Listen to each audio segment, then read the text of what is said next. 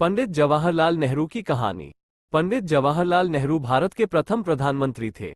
वे एक महान स्वतंत्रता सेनानी, दूरदर्शी नेता और साहित्यकार थे। उनकी कहानी भारत के इतिहास में एक सुनहरा अध्याय है। बचपन और शिक्षा। जवाहरलाल नेहरू का जन्म 14 नवंबर 1889 को इलाहाबाद के आनंद भवन में हुआ था।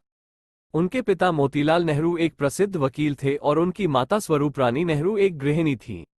नेहरू की शुरुआती शिक्षा घर पर हुई, जहां उन्होंने संस्कृत, फारसी, हिंदी और अंग्रेजी का अध्ययन किया। 15 साल की उम्र में वे इंग्लैंड चले गए और कैम्ब्रिज विश्वविद्यालय में प्राकृतिक विज्ञान का अध्ययन किया। लंदन में बैरिस्टर की पढ़ाई पूरी करने के बाद वे भारत लौट आए, लेकिन कानून की प्रैक्टिस से ज्यादा उन्हें देश की स्वतंत्रता का सपना जगा रहा था। स्वतंत्रता संग्राम में योगदान। 1919 में नेहरू महात्मा गांधी के असहयोग आंदोलन में शामिल हो गए। उन्होंने शांतिपूर्ण विरोध प्रदर्शनों और सविनय अवज्ञा में सक्रिय भूमिका निभाई। उनका मानना था कि ब्रिटिश राज से मुक्ति ही सच्चा विकास है। वे अंग्रेजी हुकूमत के खिलाफ आवाज उठाते रहे, जिसके लिए उन्हें कई बार जेल भी जाना पड़ा। 1942 में उन्होंने क्विट इंडिया आंदोलन का नेतृत्व किया, जिसने भारत को स्वतंत्रता के करीब ला दिया। उनके दृढ़ संकल्प और प्रेरणादायक भाषणों ने देशवासियों को एकजुट किया। प्रथम प्रधानमंत्री। 1947 में भारत को स्वतंत्रता मिलने के बाद नेहरू देश के पहले प्रधानमंत्री बने। उन्होंने एक आधुनिक, लोकतांत्रिक और धर्मनिरपेक्ष भारत के निर्माण का संकल्प लिया। शिक्षा, स्वास्थ्य, उद्योग और बुनियादी ढांचे के विकास पर उन्होंने विशेष ध्यान दिया। देश के हर कोने में विकास हो, यही उनका सपना था। विदेश नीति में भी नेहरू का नेतृत्व उल्लेखनीय रहा। उन्होंने पंचशील के सिद्धांतों को विकसित किया, जो अंतर्राष्ट्रीय संबंधों में शांति और सहयोग पर आधारित थे। विरासत। पंडित जवाहरलाल नेहरू की विरासत आज भी भारत में जिंदा है। उनके द्वारा शुरू किए गए कई कार्यक्रम अभी भी चल रहे हैं, जैसे भारतीय प्रौद्योगिकी संस्थान (IITS) और भारतीय प्रबंधन संस्थान (IIMS). वो आज भी करोड़ों भारतीयों के लिए प्रेरणा है। उनकी दूरदर्शिता और राष्ट्र निर्माण में योगदान को सदैव याद रखा जाएगा। नेहरू की कुछ प्रमुख उपलब्धियां। भारत के प्रथम प्रधानमंत्री। पंचशील सिद्धांतों का विकास। भारतीय प्रौद्योगिकी संस्थानों (IITS) और भारतीय प्रबंधन संस्थानों (IIMS) की स्थापना। पंचवर्षीय योजनाओं की शुरुआत। भारतीय संविधान का निर्माण। भारत चीन युद्ध। नेहरू के बारे में कुछ रोचक तथ्य।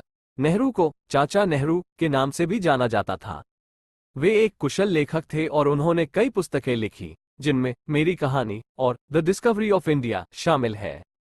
वे एक प्रशंसित इतिहासकार भी थे और उन्होंने भारत के इतिहास पर कई शोध पत्र लिखे।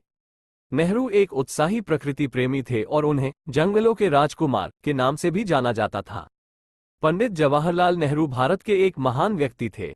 उन्होंने अपने जीवन में भारत के लिए बहुत कुछ किया। उनकी कहानी हमें प्रेरित करती है और हमें राष्ट्र निर्माण के लिए प्रेरित करती है। पंडित जवाहरलाल नेहरू और 1955 का बंडुंग सम्मेलन। 1955 में पंडित जवाहरलाल नेहरू ने 29 नव स्वतंत्र देशों के साथ इंडोनेशिया के बंडुंग में एक ऐतिहासिक सम्मेलन में महत्वपूर्ण भूमिका निभाई। इस सम्मेलन को एशियाई अफ्रीकी सम्मेलन के रूप में भी जाना जाता है। नेहरू की भूमिका। मुख्य व्यक्ति। भारत के प्रधानमंत्री के रूप में, एक बड़े और प्रभावशाली राष्ट्र के रूप में, नेहरू सम्मेलन में एक प्रमुख व्यक्ति थे। उन्होंने चर्चाओं में सक्रिय रूप से भाग लिया और एजेंडा को आकार देने में मदद की। उपनिवेशवाद विरोधी के चैंपियन। नेहरू उपनिवेशवाद विरोधी के एक सख्त समर्थक थे और हाल ही में स्वतंत्र राष्ट्रों के कारण को बढ़ावा दिया। उन्होंने सम्मेलन के मंच का उपयोग उपनिवेशवाद और साम्राज्यवाद के खिलाफ बोलने के लिए किया। पंचशील के प्रचारक। नेहरू ने सम्मेलन में पंचशील के सिद्धांतों को बढ़ावा दिया, जिन्हें उन्होंने तैयार किया था। शांतिपूर्ण सह अस्तित्व, पारस्परिक सम्मान, गैर हस्तक्षेप, समानता और पारस्परिक लाभ के इन सिद्धांतों ने कई भाग लेने वाले देशों के साथ प्रतिध्वनित किया। दो महाद्वीपों के बीच सेतु। नेहरू ने एशिया और अफ्रीका के बीच की खाई को पाटने में महत्वपूर्ण भूमिका निभाई। उन्होंने दोनों महाद्वीपों के साझा इतिहास, संस्कृति और चुनौतियों का जोर दिया और घनिष्ठ सहयोग की वकालत की। सम्मेलन की विरासत। बंडुंग सम्मेलन को विकासशील दुनिया के इतिहास में एक महत्वपूर्ण मोड़ माना जाता है। इसने एशियाई और अफ्रीकी देशों के बीच एकता की भावना पैदा करने में मदद की और उनके आवाज को विश्व मंच पर सुनने के लिए एक मंच स्थापित किया।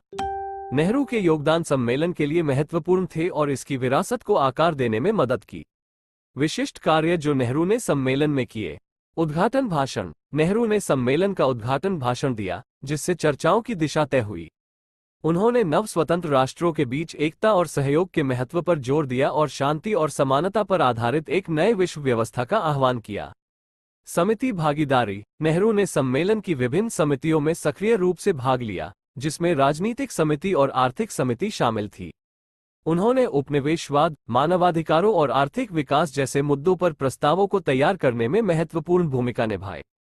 द्विपक्षीय बैठकें। नेहरू ने सम्मेलन में भाग लेने वाले कई देशों के नेताओं के साथ द्विपक्षीय बैठकें की, जिनमें इंडोनेशिया के सुकर्नो, चीन के झोउ एनलाई और मिस्र के गमाल अब्देल नासिर शामिल थे। इन बैठकों ने भारत और अन्य एशियाई और अफ्रीकी देशों के बीच संबंधों को मजबूत करने में मदद की।